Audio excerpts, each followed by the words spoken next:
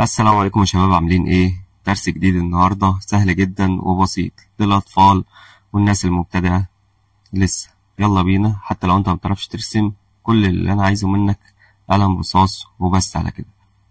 يلا بينا نبدأ عشان ما اطولش عليكم. ما تنسوش الاشتراك لو عجبكم الفيديو. أول حاجة معانا القلم الرصاص بتاعنا، هنيجي نرسم قلب بالشكل البسيط جدا ده. الفيديوهات بتاعتي كلها بدون موسيقى، معلش ممكن تلاقوها مملة شوية، بس ان شاء الله اقدر افيدكم. زي ما انتم شايفين كده عملنا دايرة بشكل بيضاوي جوه القلب، وهنيجي من هنا ننزل بخط كده ومن هنا بخط كده ونوصلهم ببعض بداير بالشكل ده. هنيجي من الجزئية دي كده وننزل بخط داير بالشكل ده. هنيجي من جوه من هنا وهناخد خط بشكل داير جوه بعضه كده بالشكل ده كده اهو. موضوع سهل جدا. وهنا هننزل بخط من هنا وخط من هنا. هنا نفس الحكاية فوق برضو، في الخط من فوق نفس القصة برضو، كأننا بنعمل رقم 11 في رقم 11.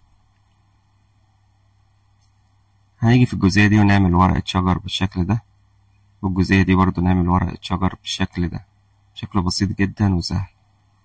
هنيجي هنا وننزل كأننا نازلين برقم 11، بس وسعنا من فوق، ضيقنا من النص، ونزلنا واسع شوية من تحت. وهنا هنعمل خطوط في نص الورق بتاعنا، ورق الشجر اللي عملناه. نعمل هنا كده كأن دي الشوك اللي بيكون في الوردة، تمام، كأنك بتعمل رقم 8.